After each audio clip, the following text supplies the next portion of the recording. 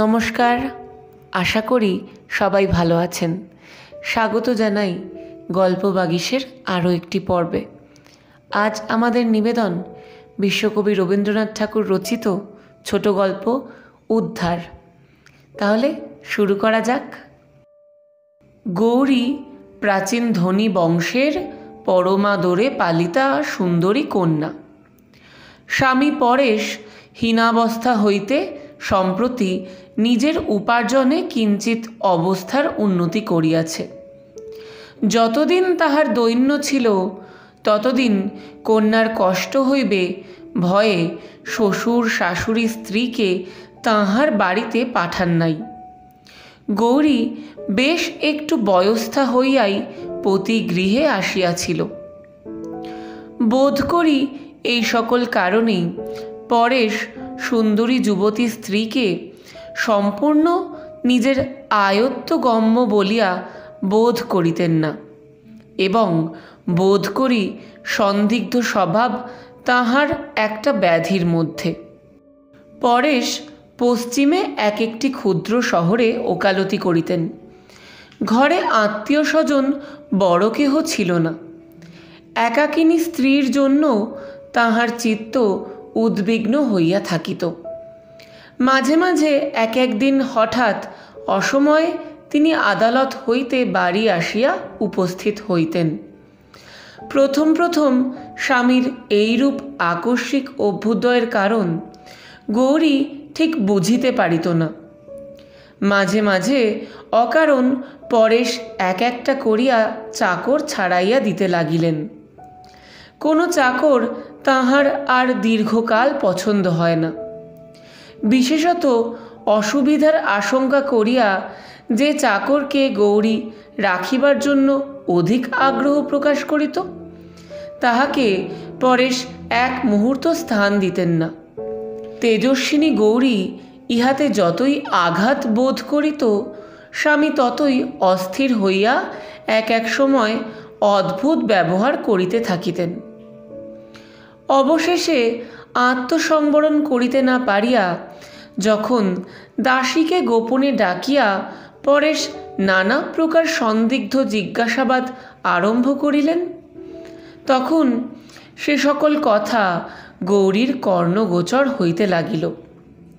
অভিমানিনী স্বল্পভাষিনী নারী অপমানে আহত সিংহিনীর ন্যায় অন্তরে অন্তরে উদ্দীপ্ত হইতে লাগিলেন, এবং এই উন্মত্ত সন্দেহ দম্পতির মাঝখানে প্রলয় খড়গের মতো পড়িয়া উভয়কে একেবারে বিচ্ছিন্ন করিয়া দিল। গৌরীর কাছে তাহার তীব্র সন্দেহ প্রকাশ পাইয়া যখন একবার লজ্জা ভাঙিয়া গেল, তখন পরেশ স্পষ্টতই প্রতিদিন পদে পদে আশঙ্কা ব্যক্ত করিয়া স্ত্রীর সহিত কলহ করিতে আরম্ভ করিল, এবং গৌরী যতই নিরুত্তর অবজ্ঞা এবং কষাঘাতের ন্যায় তীক্ষ্ণ কটাক্ষ দ্বারা তাহাকে আপাদ মস্তক যেন ক্ষতবিক্ষত করিতে লাগিল, ততই তাহার সংশয়মত্ততা আরও যেন বাড়িবার দিকে চলিল। এইরূপ স্বামী সুখ হইতে প্রতিহত হইয়া পুত্রহীনা তরুণী ধর্মে মন দিল। হরিসভার নবীন প্রচারক ব্রহ্মচারী পরমানন্দ স্বামীকে ডাকিয়া মন্ত্র লইল, এবং তাহার নিকট ভাগবতের ব্যাখ্যা শুনিতে আরম্ভ করিল। নারী হৃদয়ের সমস্ত ব্যর্থ স্নেহ প্রেম কেবল ভক্তি আকারে পুঞ্জীভূত হইয়া গুরুদেবের পদতলে সমর্পিত হইল। পরমানন্দের সাধু চরিত্র সম্বন্ধে দেশে বিদেশে কাহারও মনে সংশয় মাত্র ছিল না। সকলে তাহাকে পূজা করিত। পরেশ ইহার সম্বন্ধে মুখ ফুটিয়া সংশয় প্রকাশ করিতে পারিতেন না বলিয়াই তাহা গুপ্ত ক্ষতের মতো ক্রমশ তাহার মর্মের নিকট পর্যন্ত খনন করিয়া চলিয়াছিল। একদিন সামান্য কারণে বিষ উদ্গিরিত হইয়া পড়িল।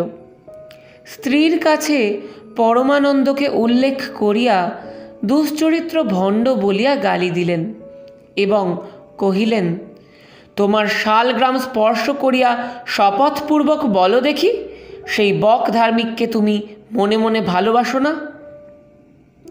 দলিত ফণিনীর ন্যায় মুহূর্তের মধ্যে উদগ্র হইয়া মিথ্যা স্পর্ধা দ্বারা স্বামীকে বিদ্ধ করিয়া গৌরী রুদ্ধ কণ্ঠে কহিল, ভালোবাসি, তুমি কি করিতে চাও করো। পরেশ তৎক্ষণাৎ ঘরে তালা চাবি লাগাইয়া তাহাকে রুদ্ধ করিয়া আদালতে চলিয়া গেল।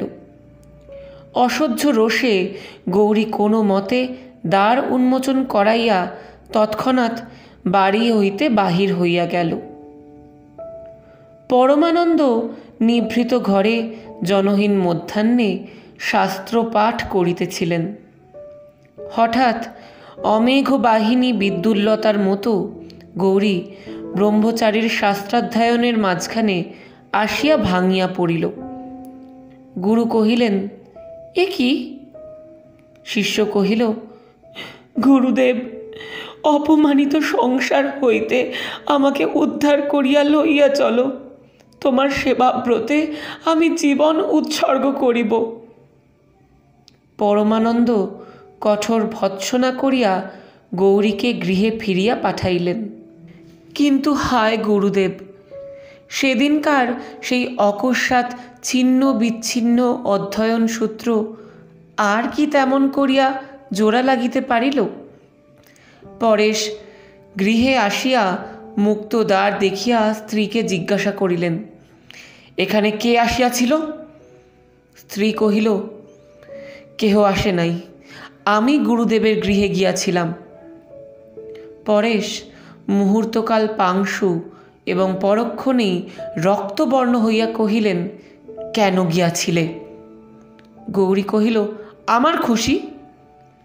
সেদিন হইতে পাহারা বসাইয়া স্ত্রীকে ঘরে রুদ্ধ করিয়া পরেশ এমনি উপদ্রব আরম্ভ করিলেন যে শহরময় কুৎসা রটিয়া গেল।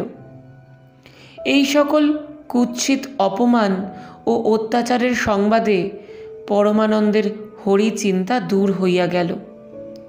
এই নগর অবিলম্বে পরিত্যাগ করা তিনি কর্তব্য বোধ করিলেন। অথচ উৎপীড়িতকে ফেলিয়া কোনো মতেই দূরে যাইতে পারিলেন না।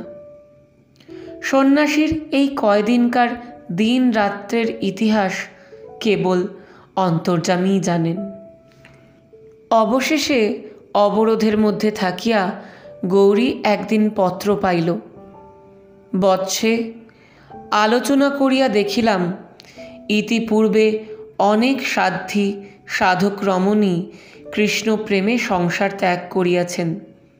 যদি সংসারের অত্যাচারে হরিপাদপদ্ম হইতে তোমার চিত্ত বিক্ষিপ্ত হইয়া থাকে, তবে জানাইলে ভগবানের সহায়তায় তাহার সেবিকাকে উদ্ধার করিয়া প্রভুর অভয় পদারবিন্দে উৎসর্গ করিতে প্রয়াসী হব।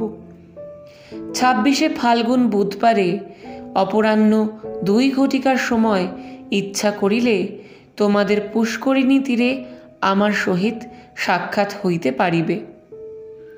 গৌরী পত্রখানি কেশে বাঁধিয়া খোপার মধ্যে ঢাকিয়া রাখিল। 26শে ফাল্গুন মধ্যাহ্নে স্নানের পূর্বে চুল খুলিবার সময় দেখিল চিঠিখানি নাই। হঠাৎ সন্দেহ হইল, হয়তো চিঠিখানি কখন বিছানায় স্খলিত হইয়া পড়িয়াছে এবং তাহার স্বামীর হস্তগত হইয়াছে। স্বামী সে পত্র পাঠে ঈর্ষায় দগ্ধ হইতেছে মনে করিয়া গৌরী মনে মনে এক প্রকার জ্বালাময় আনন্দ অনুভব করিল। কিন্তু তাহার শিরভূষণ পত্রখানি পাষণ্ড হস্ত স্পর্শে লাঞ্ছিত হইতেছে এ কল্পনাও তাহার সহ্য হইল না। দ্রুত পদে স্বামী গৃহে গেল। দেখিল স্বামী ভূতলে পড়িয়া গোঁ গোঁ করিতেছে, মুখ দিয়া ফেনা পড়িতেছে, চক্ষু তারকা কপালে উঠিয়াছে। দক্ষিণ বদ্ধমুষ্টি হইতে পত্রখানি ছাড়াইয়া লইয়া তাড়াতাড়ি ডাক্তার ডাকিয়া পাঠাইল। ডাক্তার আসিয়া কহিল, অ্যাপোপ্লেক্সি। তখন রোগীর মৃত্যু হইয়াছে। সেই দিন মফস্বলে পরেশের একটি জরুরি মকদ্দমা ছিল। সন্ন্যাসীর এতদূর পতন হইয়াছিল যে তিনি সেই সংবাদ লইয়া গৌরীর সহিত সাক্ষাতের জন্য প্রস্তুত হইয়াছিলেন। সদ্য বিধবা গৌরী যেমন বাতায়ন হইতে গুরুদেবকে চোরের মতো পুষ্করিণীর তটে দেখিল, তৎক্ষণাৎ বজ্রচকিতের ন্যায় দৃষ্টি অবনত করিল। গুরু যে কোথা হইতে কোথায় নামিয়াছেন তাহা যেন বিদ্যুতালোকে সহসা এই মুহূর্তে তাহার হৃদয়ে উদ্ভাসিত হইয়া উঠিল। গুরু ডাকিলেন, গৌরী। গৌরী কহিল, আসিতেছি গুরুদেব। মৃত্যু সংবাদ পাইয়া পরেশের বন্ধুগণ যখন সৎকারের জন্য উপস্থিত হইল, দেখিল গৌরীর মৃতদেহ স্বামীর পার্শ্বে শয়ান। সে বিষ খাইয়া মরিয়াছে। আধুনিককালে এই আশ্চর্য সহমরণের দৃষ্টান্তে সতী মাহাত্ম্যে সকলে স্তম্ভিত হইয়া গেল। তো কেমন লাগলো আজকের পর্ব জানান কমেন্টের মাধ্যমে। আর যদি ভালো লেগে থাকে তাহলে ছোট্ট একটা লাইক করে এবং চ্যানেলটি সাবস্ক্রাইব করে আমাদের সঙ্গে থাকবেন। দেখা হচ্ছে পরের পর্বে। ততক্ষণ সবাই সুস্থ থাকবেন, আনন্দে থাকবেন।